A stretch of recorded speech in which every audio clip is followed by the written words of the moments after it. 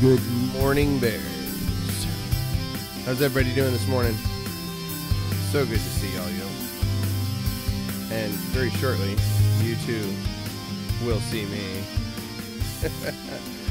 Welcome to the Big Drum Bear Podcast. It's fine Monday morning. Monday, December 17th, 2018. What is going on? It's good to see you guys. I hope everybody's doing all right. I know the weekend has been a bit insane for the Bears. I've been trying to catch up because I wasn't in the midst of a lot of it while it was happening. But I have some thoughts, and some of you may like some of them, some of you may not. And you know what? That's totally fine. But hopefully, some of the thoughts that I have will bring some sanity to the whole thing, because I've been seeing some pretty nutty behavior from a lot of different directions. Like, no, I'm not going to dump on Owen at all. That's not what I'm here to do.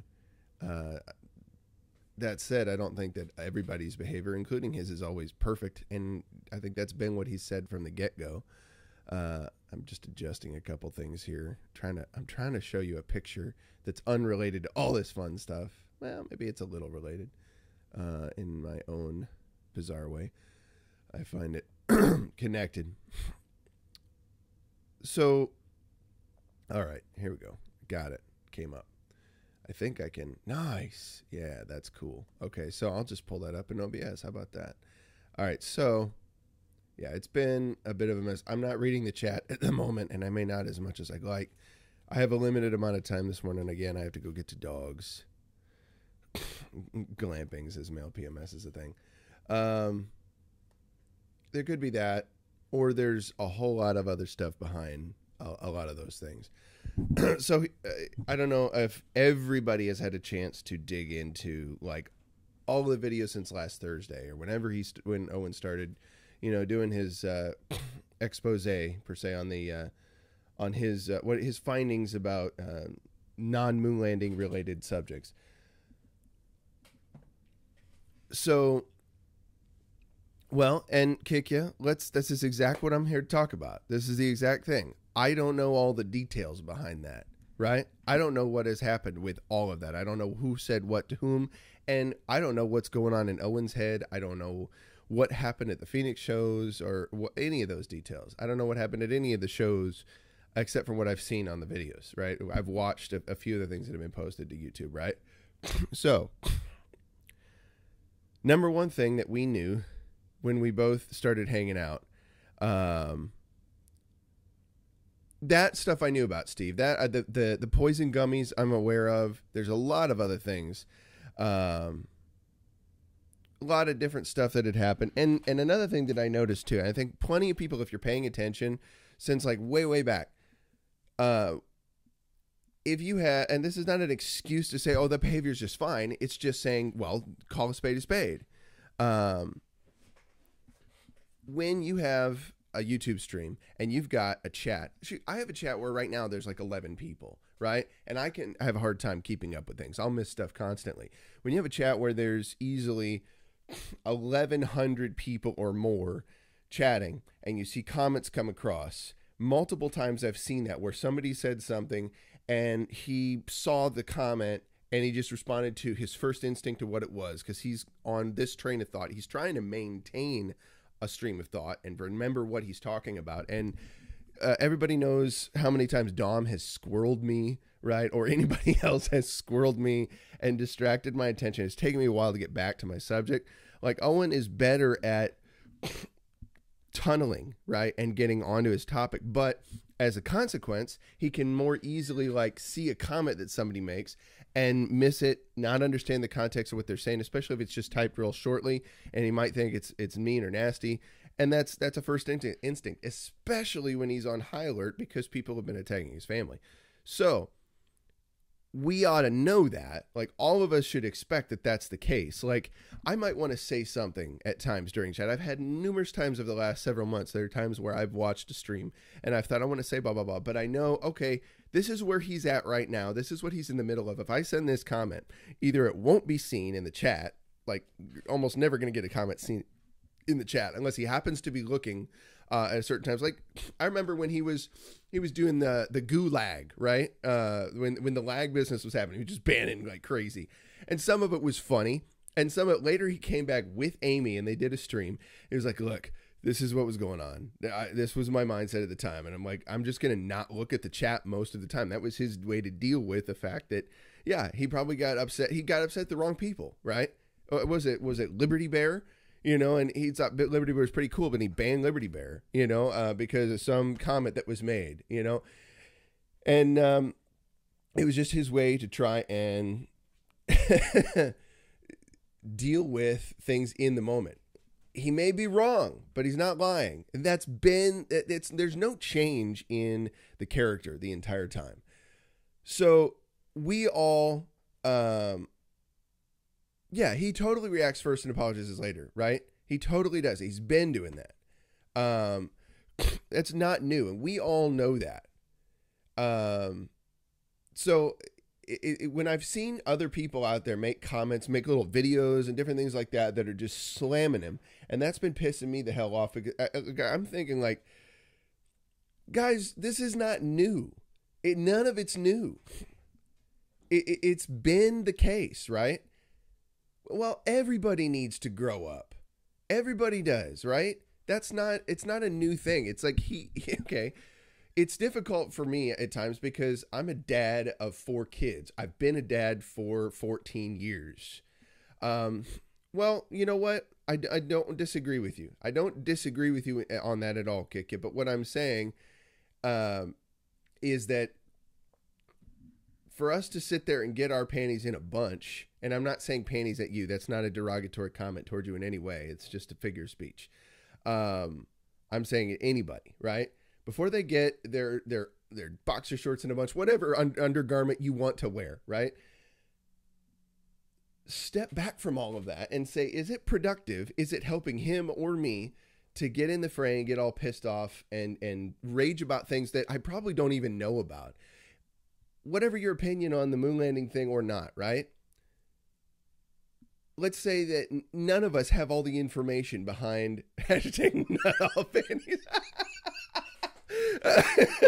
This is why I come and do this, because you guys squirrel me with hilarious stuff. I know, right, Roy Bear? It sucks, man. Okay, so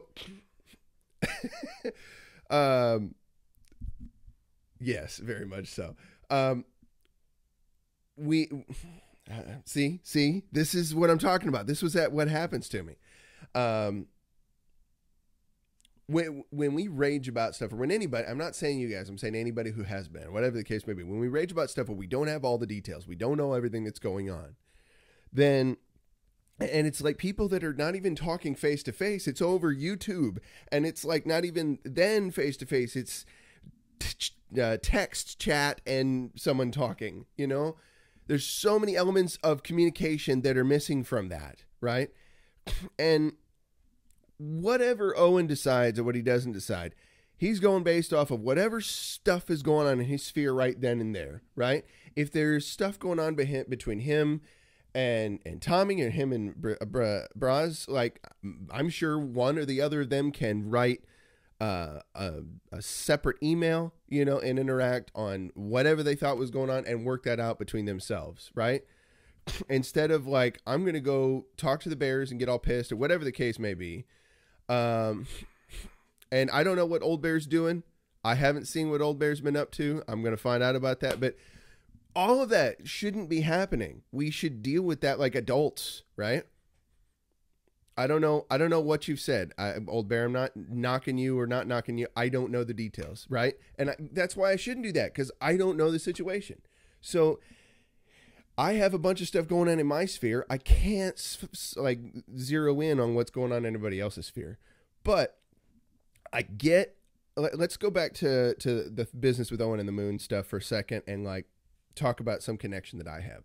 So let me bring up something that's just kind of a cool deal. It's sort of separate, but I'm going to explain the connection here in just a moment. All right, so I'll bring up a new image to share with you guys. So my wife and I, for the last 3 years, have been doing this thing with the Salvation Army here in Peoria, people that we know that are connected with that. Here we go.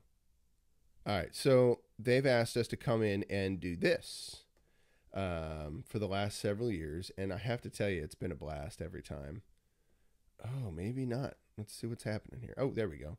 Okay, I made the picture way too big for the window, so I have to resize it, and then I'll fade it in.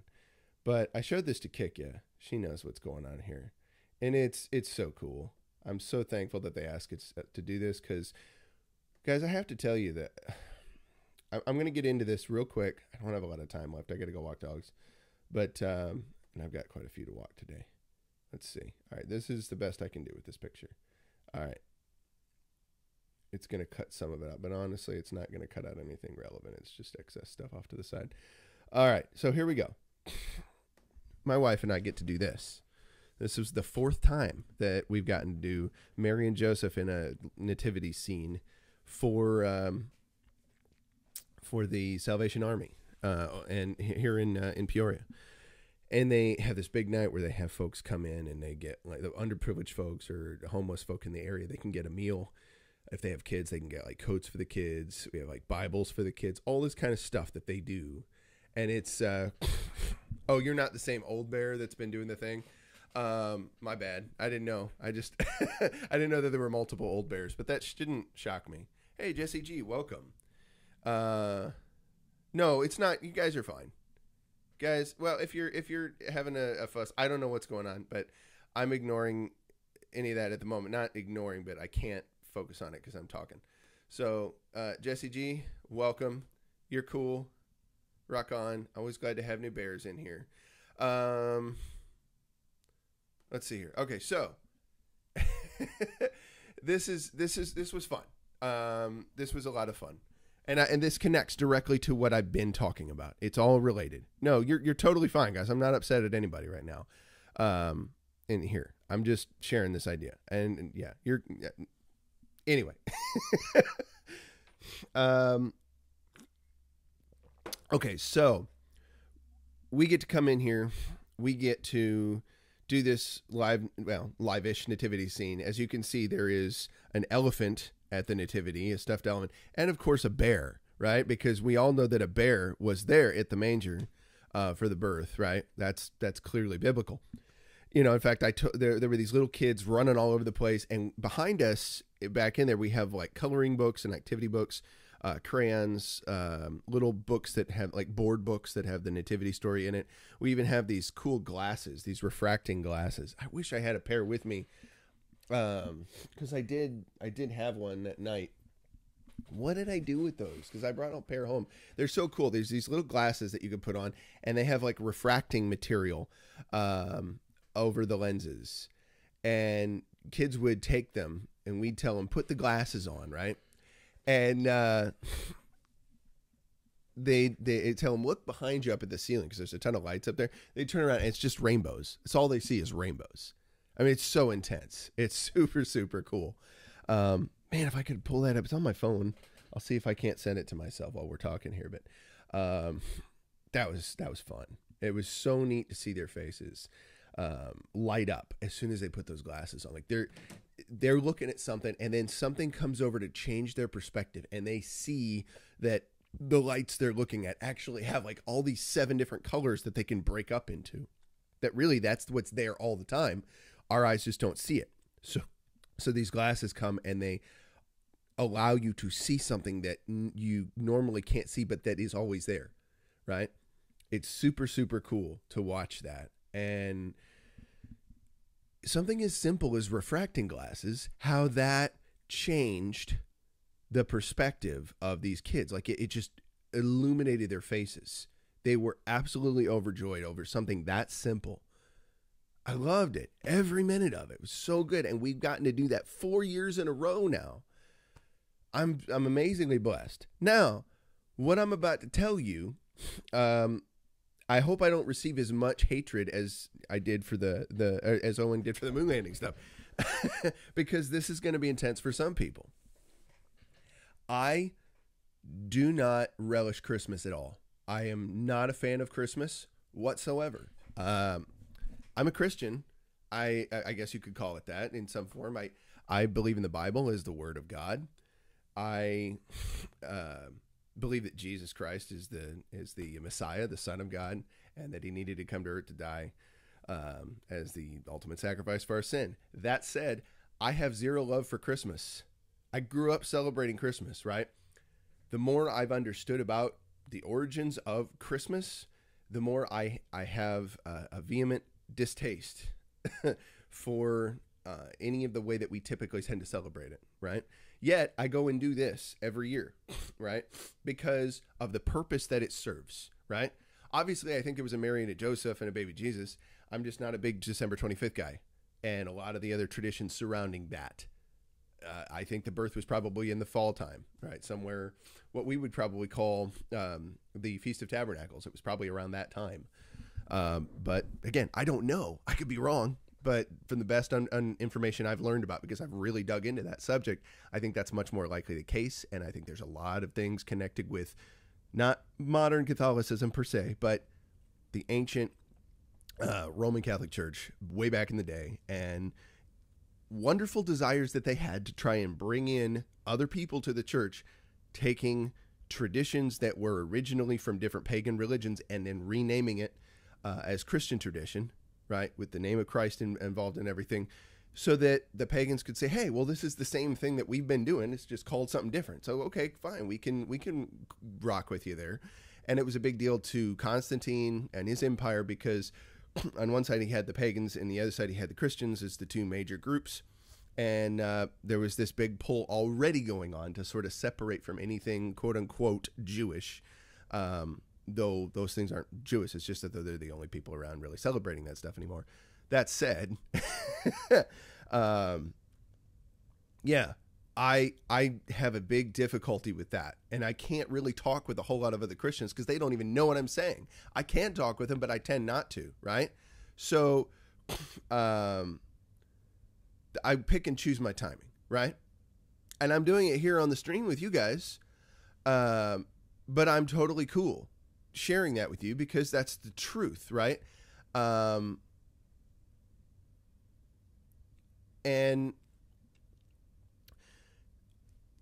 nevertheless, I'll come and do something like this. Like I go to a regular Christian church as well. I'm involved with the worship team over there. And yet there are things within the doctrine, you know, that I have differences in, right? So it doesn't fill me completely, though I have relationships with people, right? That's what's massively important to me, is the relationships with people, right? And it's taken me a long time to sort a lot of that out. I haven't been able to do that immediately upon learning. I mean, it's been a process of 10 years or more that I've been on this journey, kind of digging into the scriptures more deeply, finding out what do they say, right? How do we know what they say? Is it just what people told me it says, or is it what I've discovered that it says, right? So I see Owen on that same kind of journey in his own way with different stuff, right? He's learning things as he goes along, and he wants to openly share it, right? And he felt that the Bears was a place where he could do that. He's done that many times, where like the Bears is a place where you can do that, where a lot of the rest of the world that he's been connected with treated him like crap, absolute crap. And there are now people that are known to have been part of the Bears community and now are found to have been attempting to endanger him and his family, right? Like, and that's probably not new, right? Like, he's been hanging around guys like Crowder and others for a while. So Crowder's had a fatwa on his head for who knows how long, how many years now.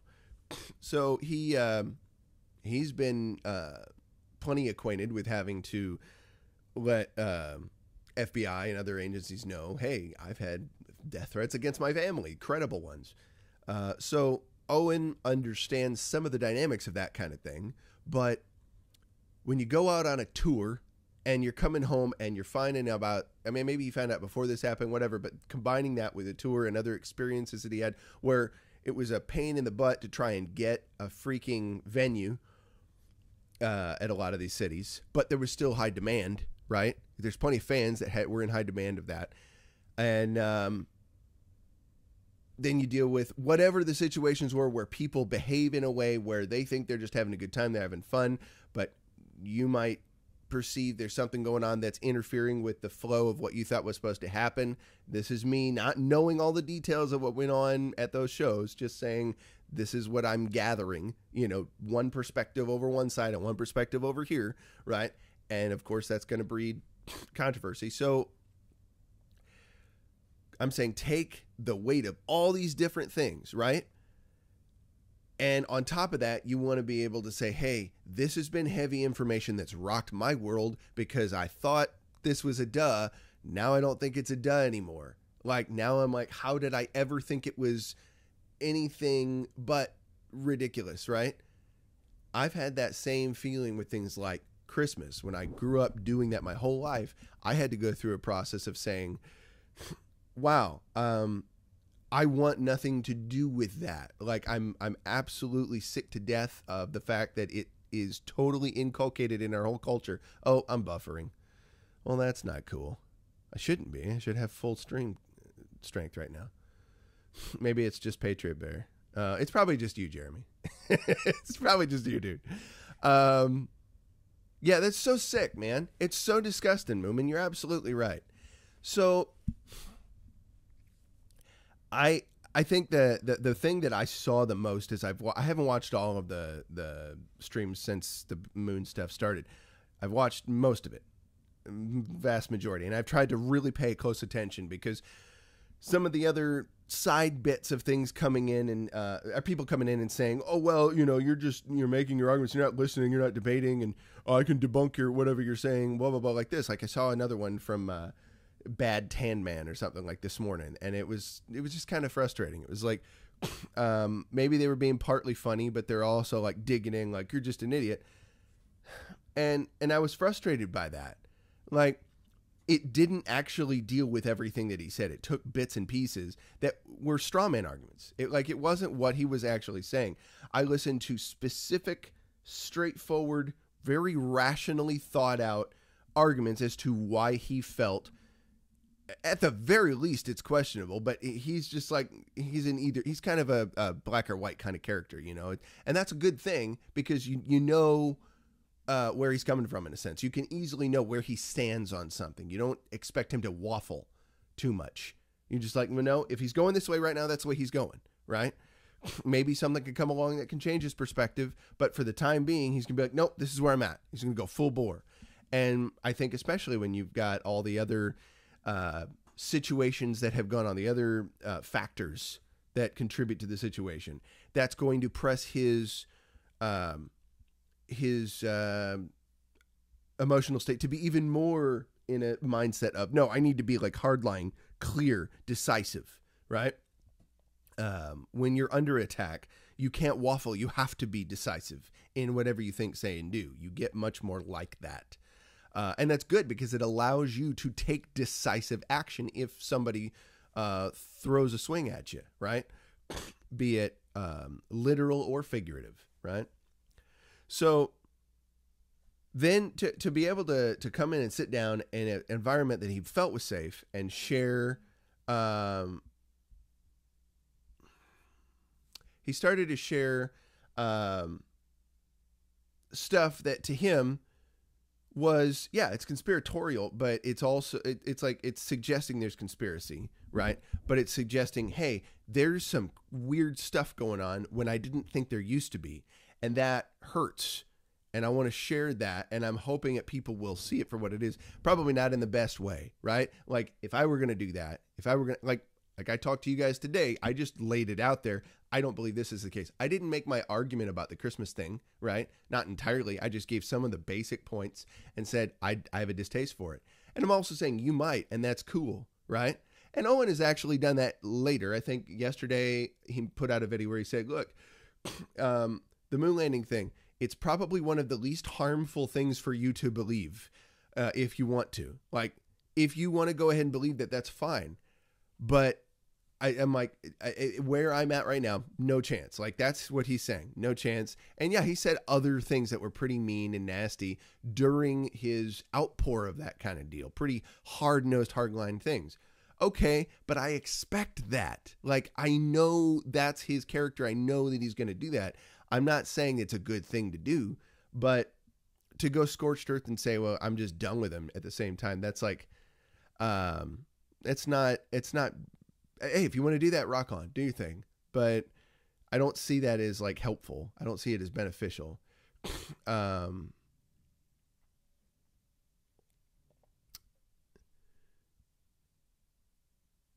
Well, okay, but that's one statement amongst many, Kikya. That's kind of my point here, right? Yes, it would have been more sincere if he hadn't said you're a retard for believing the thing. But he's a comedian, right? Which is not an excuse. It's just a reality, right? Figure that. Understand that. Saying he's a comedian is not, I'm not saying, well, he's just telling a joke. No, but he'll say things in the moment because to him, to be that extreme, it's funny, as well as his emotions are on high. Not saying it's acceptable or a good idea, right? Is it immature? Probably to a degree, right? We can all grow and improve. So, okay, now it seems relevant to go back a little bit and relate something about myself, right? Well, okay, and he probably doesn't ultimately either, though, right? Like, that's my point. He probably doesn't think that everybody is actually a retard for believing it. I mean, yes, he does. He said that openly to a couple people. I've looked at the comments, but that's his way of hitting a point home over and over and over again, because that's part of his that's part of his Steve, I'm with you, man. You guys are killing me. So I'm not saying let people off the hook either. That's not the point of it. But is it constructive? Two wrongs don't make it right. You know, that simple kind of little adage there. No, I think I'm not calling you a bitch at all. I'm not saying that either, Kikya. Please know that. Everybody on record, I'm not calling Kikya a female dog. That's not what's happening here. Exactly, Steve. Exactly. Right? Yes. No, and I'm not saying accept or wrong. I didn't say that. So, okay. You know how Owen was like saying the moon landing didn't happen? Is not the same as believing in flat earth, right? So saying two wrongs don't make a right is not at the same time saying accept what he did just on the surface of it and say, oh, it's fine. You don't have to do that, right? No one's saying do that. But, right, how do we do these things? If you can say, well, the way he's gone about doing that, I probably wouldn't do that. But he did, and I can't control what he does. He's going to do what he's doing. But what I can do, if I'm going to respond to that, is do that in a way that would be beneficial, right? Go in a public forum and rant and rage. And I'm not saying you're doing that, Kiki. I'm saying there are other people who have been doing that, right? Oh, you're calling yourself one. Okay.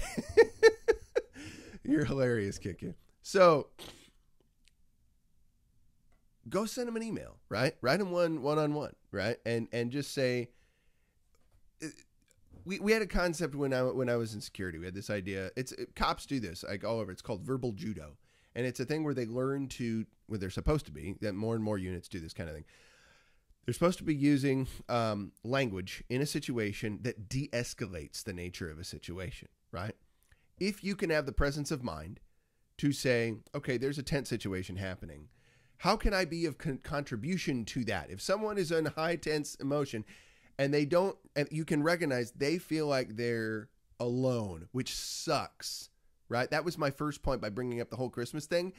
To feel like you're kind of alone in that sucks big time, right? When people you think you can trust, you can't even share that with them because they're going to think you've left the reservation. And you do, and they rail on you. That sucks big time. So when you see someone that's obviously hurt from that kind of a thing, right?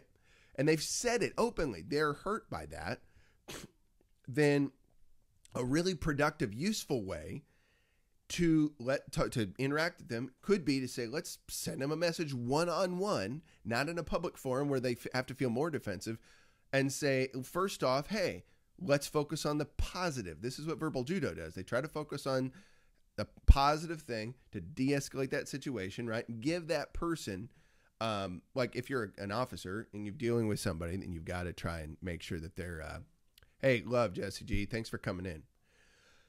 If they're doing so, a person that you've stopped is doing something they shouldn't be doing, you can hopefully verbally de-escalate the situation by saying,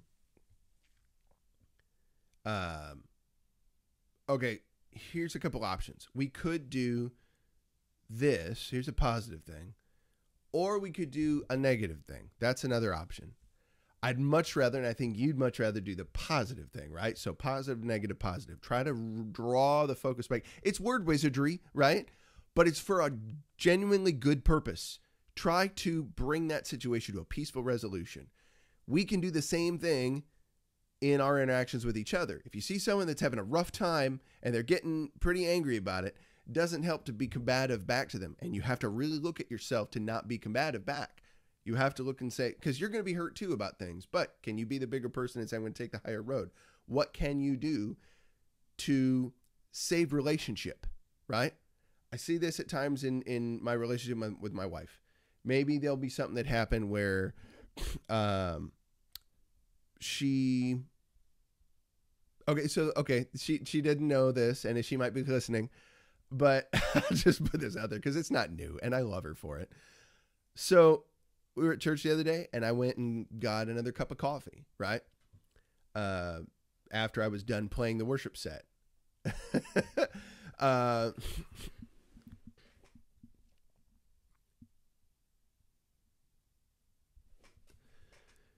I went and got another cup of coffee, and then we're sitting there for a little bit. Her mom's sort of her mom came to church with us. Her mom's coughing a little bit. So Dawn volunteers my coffee for her mom.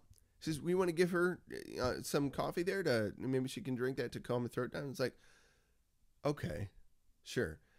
And I pour half of my coffee into my mother-in-law's coffee cup. That's fine. You know, she's not feeling well. I can share. That's fine. And then I set that back down. Obviously, I left half of it there because I was going to at least drink some, right? Then Dawn proceeds to drink most of that coffee cup as if it's fine for her to drink, right? It was cracking me up a little bit. Like, at first it wasn't. At first I was massively frustrated. I'm like, you're welcome. You know, like, what the heck, man? So I had to think, though, it's like, you know, it's a coffee. I can go and get more. It's all right.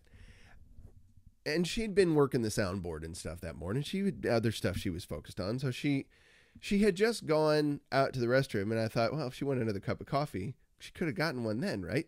But she didn't for whatever reason. She had other things she needed to get back and focus on the soundboard, and that's fine, right? Now, I could have railed against her right then and there and said, couldn't you go get your own? You know, like, I could have been frustrated. Like, I was obviously going to drink that, and there's information here to show that I was obviously going to drink that.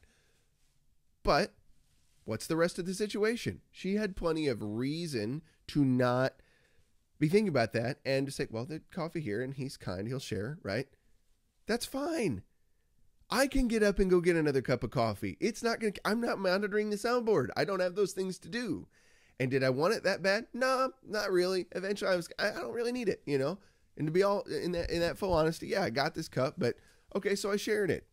And you know what? That helped other people out. Hang on one second. What is going on here? What are you eating? Chunks at the top of the stairs with a plastic bag. I don't think you can see him from this angle. No, you can't. It's way too far up the stairs. But he's sitting there tearing into a plastic shopping bag. I'm going to go grab it from him. Hey, bud. That's probably not a chew toy. Yeah, that's not something I want you digesting, buddy. Thanks, though.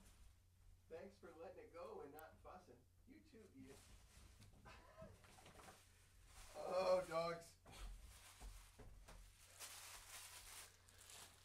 All right, so that right there. Those guys are something else, like those dogs. They'll be doing stuff that drives me bonkers sometimes. Like, oh, when there's a reflection of light on the ceiling and Gita sees it, we're just sitting there calmly watching a television show or something. She will jump at that and start barking at the top of her lungs.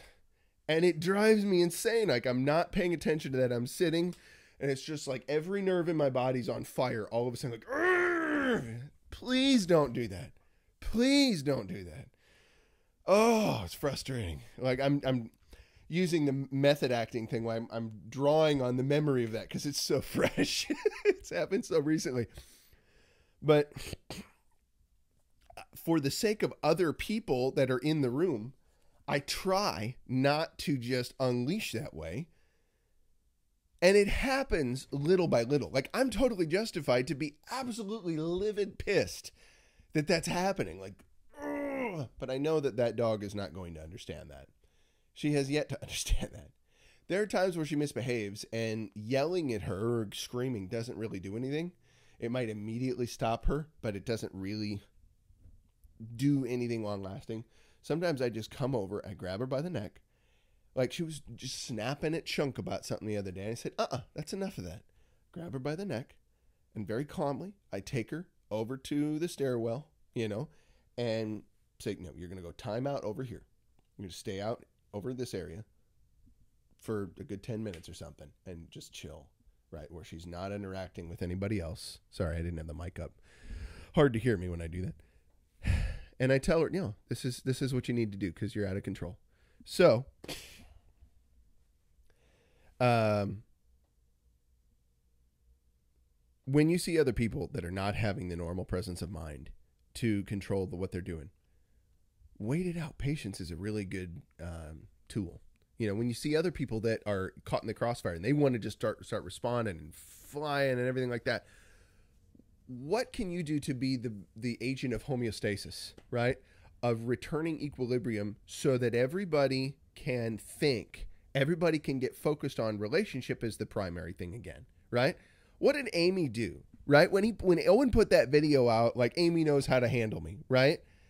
He's got her there. He's going to be picking more and more of that up as time goes on. It's not his normal inclination, but it's good for him, and he's learning from that, right? Steve takes sips from my wife's drink all the time. It's usually something disgusting, so he stopped. That's awesome. I love you guys. It's so great. So, what was I talking about? I just lost my train of thought. What did I say right before I responded to Steve? I was just about to bring up some relevant point. And Amy, there it goes. So he puts out that short little clip on Instagram and on YouTube. Amy's holding Charlie, and she's dancing, doing the tuta, doing the tequila, right? And so babe, should we tell him we went to the moon or not? Like, he's struggling with this still. And she just looks up. Charlie and her look over at Owen. They just smile, like. She just smiles at him and goes right back to it. Just totally dodges the whole thing.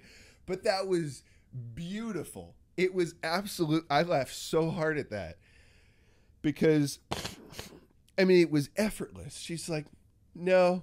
And then what does she do? They go out to a restaurant or something later that night to chill the whole mood, right? So Amy's like a great example of what Owen's got in his life to temper a lot of this stuff. It's another thing that we don't always see all of. He shares some of it, but we don't see everything that's going on behind the scenes, right? So this situation, like any other, give it time. Let him work through it. And if you feel like there's been a particular wrong that you're upset about, go let him know. But try to do it in a way where you're upfront. Because he listens when people are honest. He listens when people are really trying to just talk directly to him in an important way. If you layer it with saying, look, this, and this, and then this is how I felt about this specific situation. If you're very specific, calling out a specific situation in detail and saying, this is how I felt about that, and this is why it's useful for me to tell you. If you're just saying venting your feelings, that's more tax on him, right? He's not necessarily prepared to receive it. Just like anybody else. If you're trying to talk to anybody else about an issue you have with them, you just vent your feelings to them. It's just a taxing on them. But if you're having a specific purpose in sharing, if you've shifted it from just about you so you can get your emotions out to, okay, how do I help relationship here? Yes, you don't know Owen personally, but You know that he has an impact on you and the rest of the bears. He started the bears. It's kind of how it works. Then, as a caring bear, can you do something that says, hey, because we care about you and we are grateful that you share your stuff with us, that you're encouraging people the way you tend to do. We hope you'll be able to do more of that, whether you agree with him or not. I actually am much more inclined to think that we didn't go, at least in the official way, right? I had fishy feelings about that for a long time, but I was never one way or the other. And then some of those different bits and pieces of information that were put out there, I went and looked up other things on my own about that same subject, and just tried to really wrestle with some of those issues too. For me, it didn't jar me the way that it did Owen, because I've been exposed to things for years where stuff that I thought was a certain way, I had demonstrated to me. There are people behind the scenes lying about stuff all the time. It's like there's not one conspiracy theory. There are many. Or there's not one conspiracy, is what I should say. There are many. There's different groups of people with different agendas fighting behind the scenes for power all the time, right? Tons of that stuff goes on every day. I guarantee you. And that's not new. That's been going on since the dawn of time, when people started having the ability to govern other people to be in positions of power. It's the nature of humanity to be conspiring behind the backs of the common people to get more power, to do what they want to do. I have no doubts about that. None. So it doesn't shock me when I see that that's been the mode of operation of an agency like NASA or people within, right? It doesn't even have to be all of NASA. It just has to be people within, right? Somebody made that point too. One of those things, like one of the biggest arguments against, the moon landing deniers would be all the people that would have to be involved. And the point was made that it really doesn't have to be everybody at NASA and everybody that was there. You have one person doing a specific job at a time. Each individual person tasked to different stuff. Like the person who's the medical doctor is monitoring their heart rates and all that kind of stuff. They may have gone off in a rocket to start the thing, but it came down somewhere else, right? And they have people monitoring computers and whatever else. The people that are shooting footage if they're on a soundstage. And Stanley Kubrick probably did have some involvement with things like that. If for nothing else, then to say, well, if we can't go, if something happens where it doesn't work out, we can tell the Russians, hey, we did go, we've got the footage. And so what we see in the public is a lot of the fake footage. I don't know. That's a possibility. All I'm saying is I'm much more inclined to believe that people are nefarious and devious in general in positions of power than not, right? Like that's obvious. That's been happening for a long time. So find areas where you can have commonality with somebody. Relationship is the most paramount. It's the most paramount thing. So then I'll leave you with this because I got to go. I'm pushing myself way beyond. Last thing. I probably mentioned this story before, but really good teacher and friend of mine that I've talked about before, Brad Scott. He's a great guy. Really emboldened me to desire more understanding of the ancient Hebrew language and how that relates to knowing my Bible better. Really grateful for that. So he told this story years ago. He's like, when I got into this whole thing of learning Hebrew and people that are digging into their roots and all that kind of stuff, whatever you're into, if you're not, that's fine. But when I started digging down this road, there was a lot of people that would come out of the woodworks and they knew nothing about any of this, learning the scriptures from the perspective of the people who penned it in the first place. And then with a few years, they suddenly think they're experts, right? Suddenly they think they know it all. And they're going out trying to win arguments with your mainstream typical Christians and just show them, oh, you're wrong about this interpretation or whatever, blah, blah, blah, blah. You're wrong, I'm right. And I did the same sort of stuff, he says. I would get into the same kind of things. Go ahead. You can post a big link, best answers. That's fine. So he says, I learned this story about two of my greatest teachers. He says, Donald Gray Barnhouse and I think it was J. Vernon McGee. Donald Gray Barnhouse and no, it wasn't. It was Walter Martin. Walter Martin, author of Kingdom of the Cults. Two great Bible scholars, Donald Gray Barnhouse and Walter Martin, two of the most well-known Bible scholars of all time. Oh, the last 20th century, I guess. The last century, whatever it's called.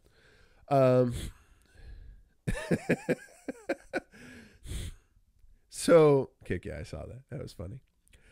So they're out hunting barn swallows on Donald Barnhouse's property. They're tearing up crops and killing other birds and stuff like that. It's not good. So they're hunting these barn swallows. And they track 2 of them that go down into this blueberry bush, right? Or some bush they had on the, I don't know if it was blueberry. I might be mixing that up. They land in this bush, right? He sees them. He sights them. Donald Barnhouse shoots. And they both go over there. And they got, I think it was a particular barn swallow he got. He did get the barn swallow. There was one that landed there, and he got the one barn swallow. But he killed 2 blue jays in the process. There were 2 blue jays that were inside there, and those were cool birds. Those were like good. They had other good purposes on the farm, but they're also beautiful birds. He was really, really upset about that. Like, he was in tears. And he's like, I was so hyped up about getting the barn swallow and getting rid of it because it's destructive that I shot the blue jays. He was pretty broken up about it at the time. You think it's kind of a silly thing to be broken up about, but when you're very connected to farming, when you're, developing a stronger bond with animals every day, and you're out there doing this kind of stuff, certain things, and you're a biblical scholar guy like that too, and you have a big reverence for the details of God's creation. Doing something like,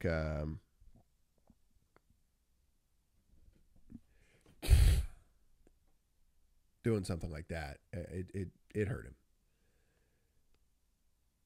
And he was thinking, it's like, I was so hyped up about being right, about getting things, doing what I needed to be the defense, that I didn't pay attention to how I was doing it.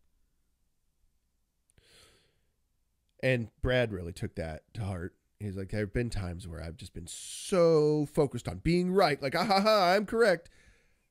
How many people did I focus on caring for today? How many people did I focus on feeding and clothing? How many people did I just love?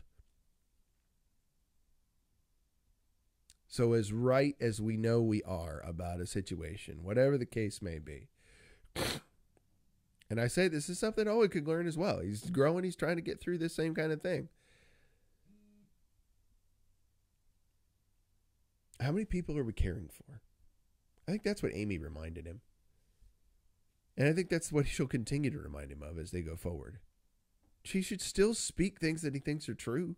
Because if he's right about that, which it's entirely possible, hey, we need more people that say so. If there's mass hypnosis that goes on within our society, because there is, guys, come on, there's obviously mass hypnosis attempts that go on in this society and all around the world. That's not new, right? But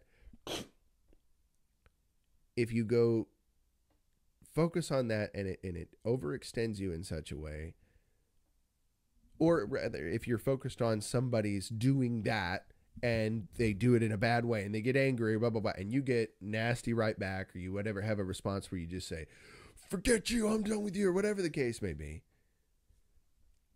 who's going to focus on the relationship? If one person's in a place where they can't, you doing the same thing isn't going to make it better. So can we be bears? Can we be like bears that are trying to care for each other? If you can go and spread that message, right? If you can go out there and then when you see people railing, say, can we be bears? And find a way to draw people's hearts to that. Okay, one more. And then I'll really go. The priests in this is one of the things I learned in my ancient biblical studies, which is so cool. The Levites in the temple, the priests that would attend to keeping the temple going day after day. When people would come for service to bring their sacrifices, there'd be 2 different gates they'd come through. If you were in mourning because you'd lost a family member or something horrible had happened, you'd come through one gate. And if you came, if you weren't doing that, you'd come through a different gate. So when they see the people that were coming in mourning, right, the priests would sing songs of joy to lift their spirits, to try and draw those people up into elation and just make them forget almost how horribly sad they've been, you know, but just to lift their hearts into singing praises and joy. If they saw someone and they had the discernment in their heart to know that that person's heart was full of arrogance or haughtiness as they're trying to come bring their sacrifice, if they perceived that that was going on, they would be compelled to sing songs that would break that person's heart before they came, so that when they brought their sacrifices, they weren't bringing it in a horrible heart posture that was just a mess. They'd want to see that we want that person to have the opportunity, at least, to come in humility and say, you know, I'm just not all together. I'm a mess.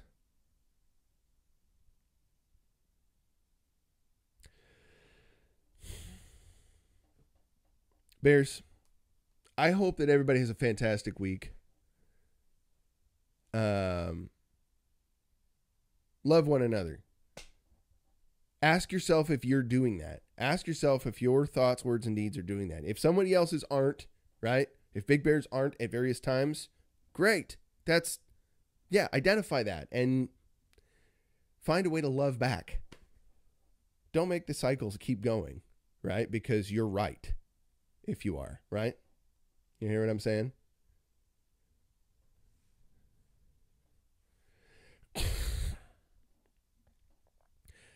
I love you guys, and I will see you mañana. But until then, you know what to do. You got to engage your mind, engage your body, engage your heart. Seek to serve the ultimate purpose, guys. I love you all, bears, and let's be bears. Peace.